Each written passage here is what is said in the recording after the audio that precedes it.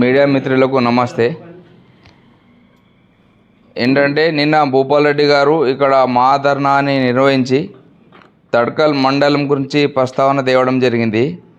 అయ్యా మాజీ శాసనసభ్యులు భూపాల్ రెడ్డి గారు, ఆ రోజు మేము ధర్నా చేస్తుంటే మీరు ఇక్కడ మీ అభివృద్ధి కార్యక్రమాలకో లేకుంటే మీ చెక్కులు పంచడానికి వచ్చి ఇప్పుడు మీరు దొంగలని మా ఉద్యమకారులకు అంటున్నారు కదా.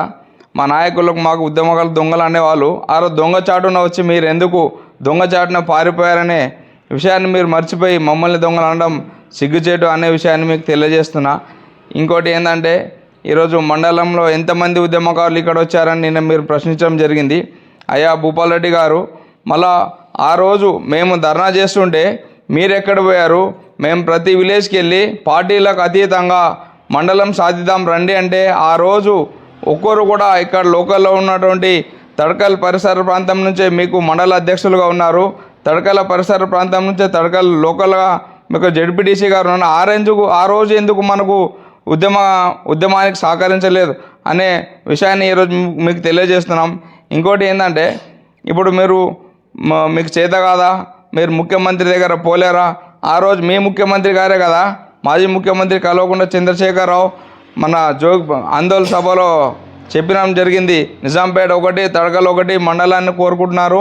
ఖచ్చితంగా ఇది మండలం మేము ఇవ్వగలుగుతామని. మళ్ళీ ఎందుకు ఆ రోజు మీరు ముఖ్యమంత్రి దగ్గర మీరు అడగలేకపోయారా?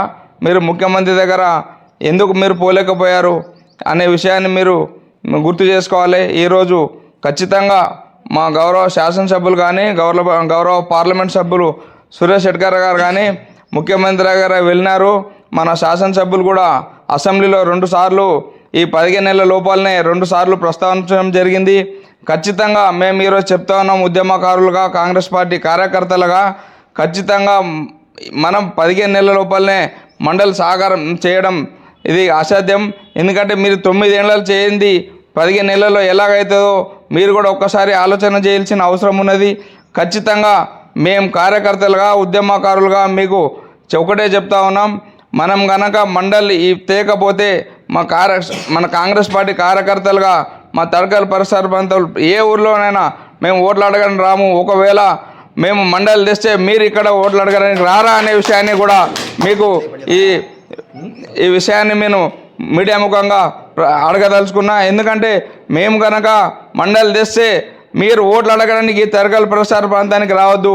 మేము కనుక మళ్ళీ అసెంబ్లీ ఎలక్షన్ వరకు మేము మండలి సాధించకపోతే మేము ఎక్కడ కూడా ఓట్లు అడగము తడ్కల్ పరిసర ప్రాంతాల్లో అని మీకు ఈ మీడియా ముఖంగా హెచ్చరిస్తా ఉన్నా. ఇంకోటి ఏంటంటే మీరు అంటున్నారు మేము అభివృద్ధి పనులకు నేను శాంక్షన్ చేసిన పనులకు మీరు శంకుస్థాపన చేసినారంటున్నారు కదా. అయ్యా భూపాల్ రెడ్డి గారు, గౌరవ మాజీ శాసనసభ్యులు దివంగత నేత కిష్టారెడ్డి గారు శాంక్షన్ చేసినటువంటి ఈ కంకిపిట్లం రోడ్డుని మేము శాంక్షన్ చేసినటువంటి కాంగ్రెస్ ప్రభుత్వంలో మీరు వేయలేదా? మళ్ళీ అప్పటికి అది ఎవరు శాంక్షన్ చేసినారనే విషయాన్ని కూడా మీరు గుర్తుంచుకోవాలి. మీరు శాంక్షన్ చేసినవి కావు, మేము చేసి చూపిస్తున్నాం. మీకు నారాయణఖేడ్ డెవలప్ మీద మీకు చిత్తశుద్ధి లేదు. ఈరోజు గౌరవ శాసనసభ్యులు సంజీవ్ రెడ్డి గారు, పట్టాల సంజీవ్ రెడ్డి గారు, ఎందుకంటే ఈరోజు 200 కోట్లతో ఇక్కడ పిల్లలు చదువుకునాలి, వైద్యం ఉంటేనే ఈ దేశం బాగుపడుతుందనే ఒక ఉద్దేశంతో 200 కోట్లతో పెద్ద విద్యా సంస్థని వాసాలో సిర్గాపూర్ మండలం నిర్మిస్తున్న విషయాన్ని మీరు మర్చిపోయారా? ఇంటిగ్రేటెడ్ స్కూల్ని నిర్మిస్తున్నటువంటి విషయాన్ని మీరు మర్చిపోయారా? మీరు డెవలప్ గురించి మాట్లాడే అర్హత మీకు ఎక్కడిది? మీ ప్రభుత్వంలో 9 సంవత్సరాలు మీరు శాసనసభ్యులుగా ఉన్నప్పుడు ఒకరికి ఒక డబుల్ బెడ్రూమ్ ఇయ్యలే. మీరు మీ కార్యకర్తలు మీరు చెప్పిన వాళ్ళ మాటలు విని మీరు అపోజ్ చేసిన వాళ్ళ కళ్యాణ లక్ష్మి ఆపినటువంటి విషయాన్ని మీరు మర్చిపోయారా? ఈరోజు పార్టీలకు అతీతంగా ఎవరున్నా సరే మా నాయకులు మాకు ఓట్లు వేసినారా లేదా అనే సంబంధం లేకుండా అందరికీ పథకాలు అమలు చేసే విధంగా మా గౌరవ శాసనసభ్యులు ఇక్కడ ఉన్నటువంటి పార్లమెంట్ సభ్యులు కృషి చేయడం మీరు గమనిస్తలేరా అనే విషయాన్ని కూడా నేను మీకు తెలియజేస్తా ఉన్నా. ఎందుకంటే మీకు ఇక్కడ నారాయణఖేడ్ అభివృద్ధి మీద కానీ తడ్కల్ ప్రాంతం మీద కానీ ధర్నా విషయంలో మీరు మాట్లాడే నైతిక హక్కు మీకు లేదు. ఎందుకంటే మీరు ఇంకా చాలా మాట్లాడారు. అయ్యా భూపాల్ రెడ్డి గారు, మీకు ఎక్కడిది? మీరు ఆ రోజు మిమ్మల్ని కోరినాం. మీరు ఆ రోజు ఎందుకంటే మేము ఊళ్ళకి వెళ్ళి అన్నీ తీసుకొస్తే మీరు సంతకాలు పెట్టడానికి రాలే. ఆ రోజు మిమ్మల్ని కోరిన మీరు మండలి తీసుకోరండి అయ్యా, మీకు ఏకతాటికి పైన ఉద్యమకారులంతా కలిసి మిమ్మల్ని మళ్ళొకసారి శాసనసభ్యులుగా ఎన్నుకుంటామని మీకు రిక్వెస్ట్ పెట్టినాం, మీ కాళ్ళకు దండాలు పెట్టినాం. అయినా నువ్వు కనికరించలే. ఈరోజు ఆనాడు మాజీ ముఖ్యమంత్రి కల్వకుంట్ల చంద్రశేఖరరావు గారు చెప్పడం జరిగింది, ఏడాది లోపల కాంగ్రెస్ ప్రభుత్వం ప్రతిపక్షం నుండి ప్రశ్నిస్తే పుట్టంగానే పిల్లగాడు నడుస్తారు అన్న మీ ముఖ్యమంత్రి వచ్చి 15 మాసాలు కాలే మా ప్రభుత్వం. ఇప్పుడు నువ్వు మండలి దేమంటే ఎక్కడికి వెళ్ళి తెస్తాం, దానికి పెద్ద ప్రాసెస్ ఉంటుంది. నీకు తెలియదా? నువ్వు 2 సార్లు శాసనసభ్యులుగా పనిచేసినావు కదా. మండలి నువ్వు ఇప్పుడిప్పుడే మా ప్రభుత్వం ఏర్పడ్డది, మీరంతా అప్పులు కుప్పలుగా రాష్ట్రాన్ని మార్చేసిపోయారు.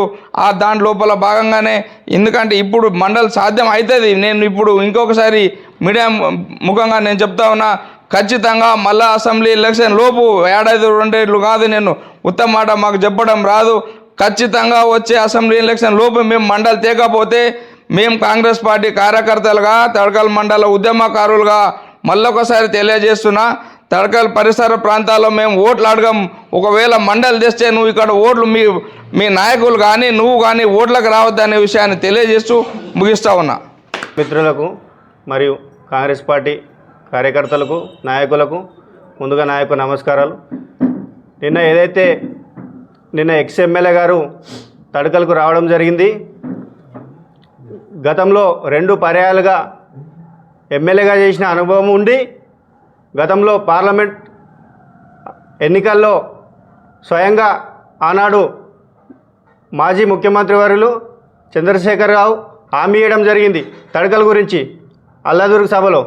ఏమని? ఖచ్చితంగా నిజాంపేట కానీ తడకలు కానీ మండలం చేస్తా అని హామీ ఇవ్వడం జరిగింది. అదే ఇచ్చిన హామీ ప్రకారం తడకల గురించి మేము దాదాపు 52 రోజులుగా మేము దీక్ష చేయడం జరిగింది. ఈ దీక్షకు మీరు ఎలాంటి మద్దతు ఇవ్వలేరు.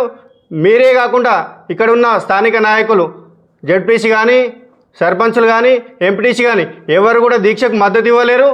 అదేవిధంగా మేము 52 రోజులుగా దీక్ష చేస్తే అర్ధరాత్రి ఎలాంటి ఇన్ఫర్మేషన్ ఎలాంటి నోటీసు లేకుండా మా దీక్షను భగ్నం చేయడం జరిగింది.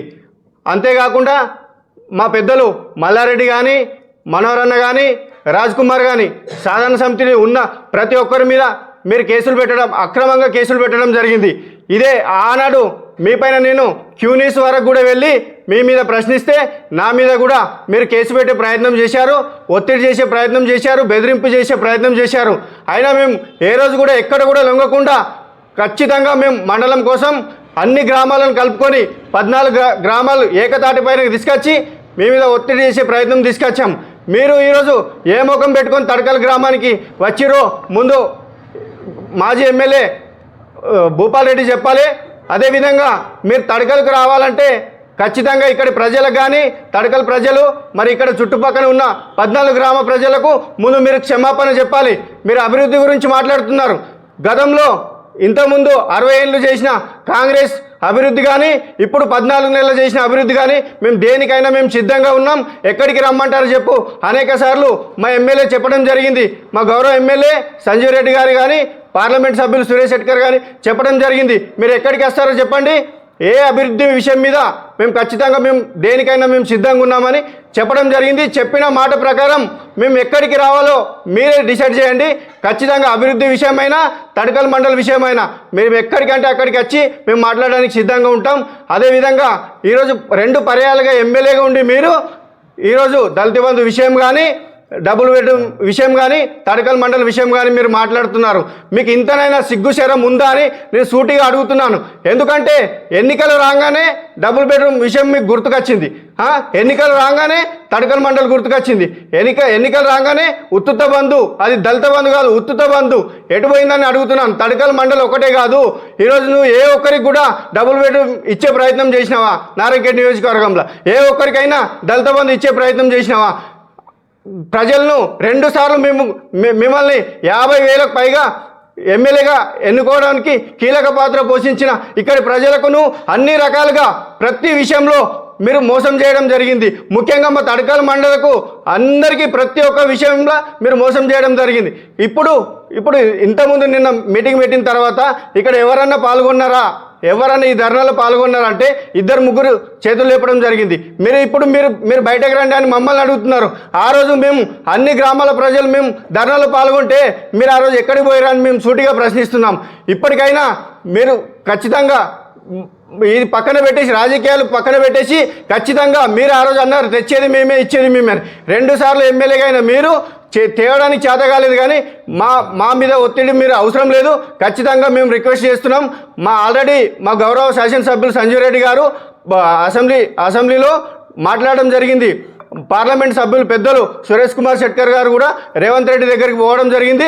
ఖచ్చితంగా ఒక 1 year 2 yearలో మేము ఖచ్చితంగా మండలి తీసుకొని వచ్చి మీకు చెంప చెట్టుగా మేము చూపిస్తాం.